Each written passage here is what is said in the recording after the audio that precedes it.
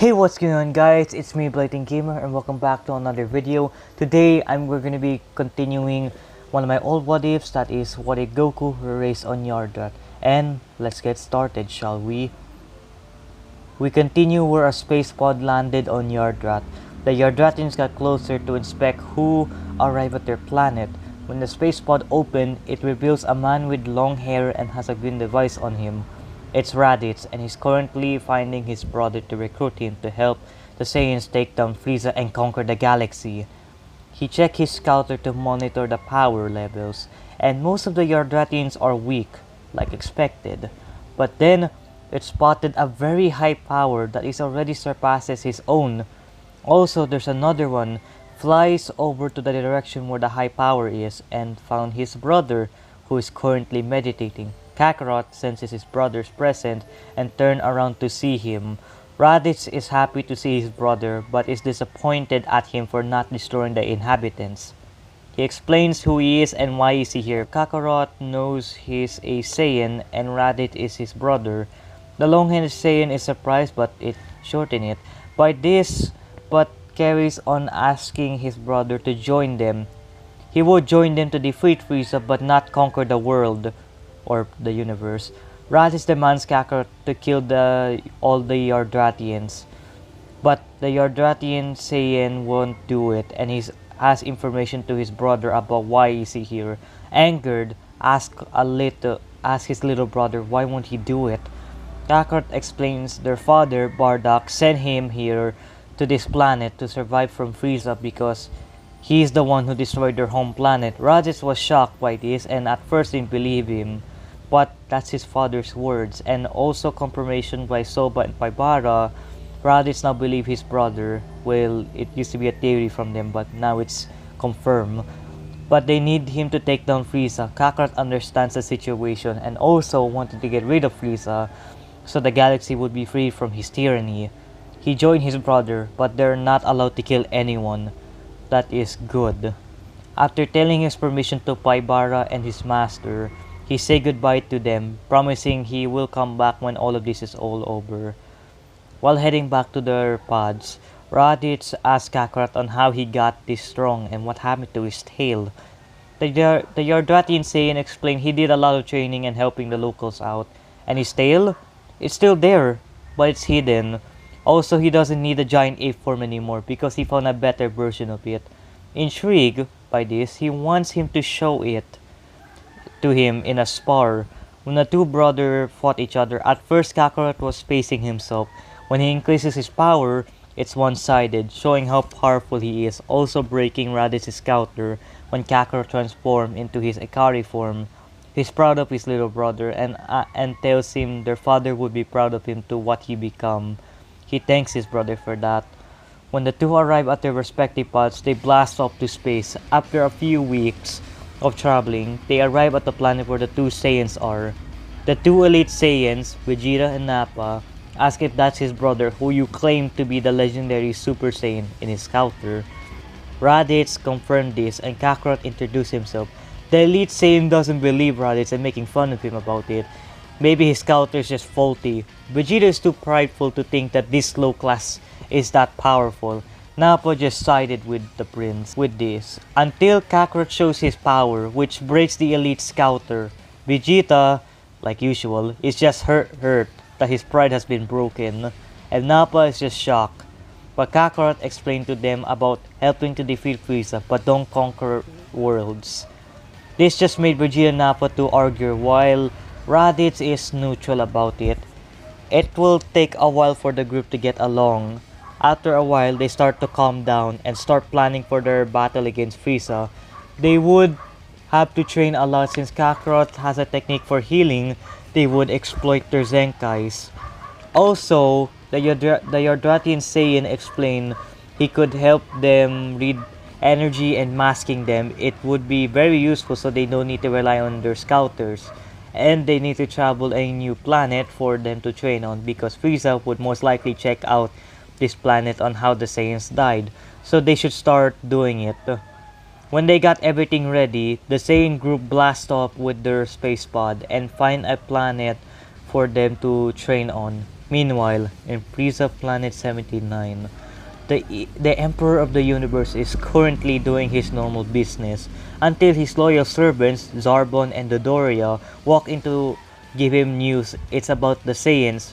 They went missing. The last recorded status is their scouter is measuring a power level on their planet.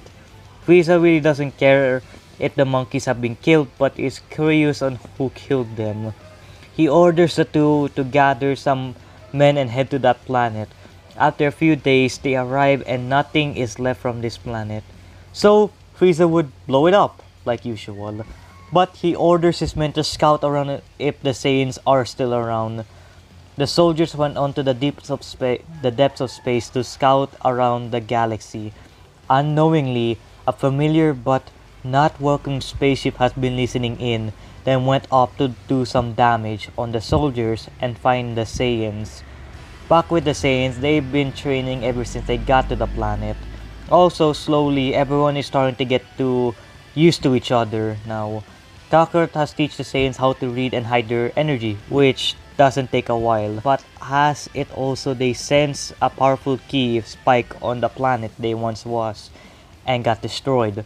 It looks like Vegeta was right. Frieza did came, and thankfully, all of them can hide their key presence, so they won't be found.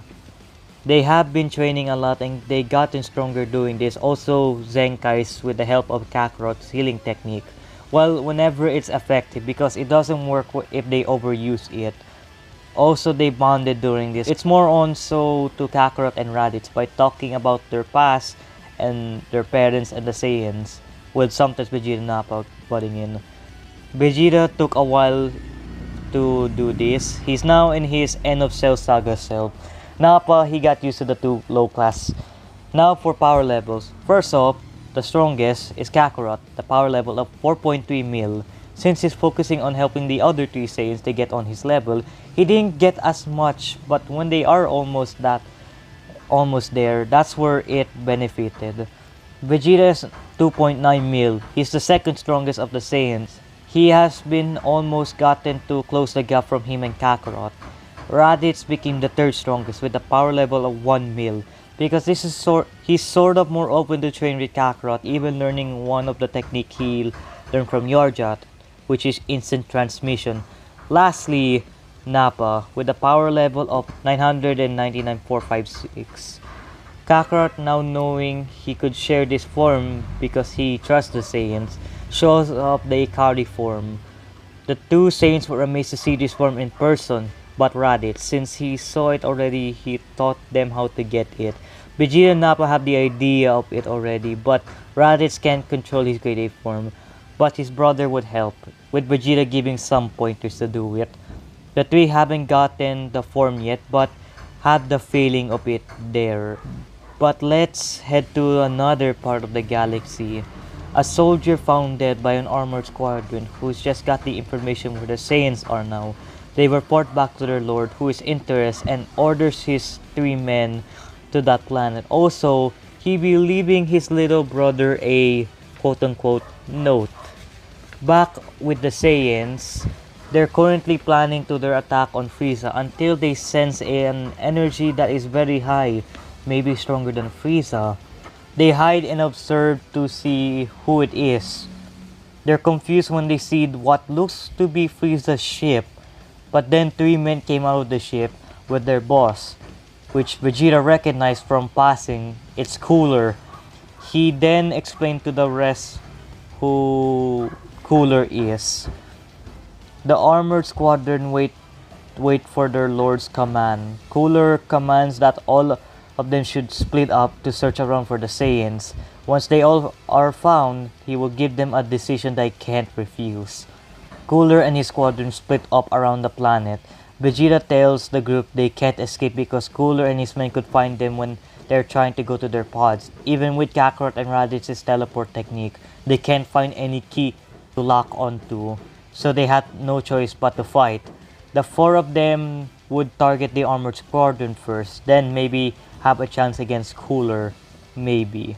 They all went off to find them without alerting their scouters.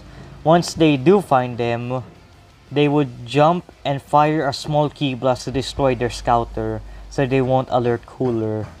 Salsa, leader of the squadron, curses the Saiyans for that, but they have orders to take them in, so they charge into the fight, the Saiyans.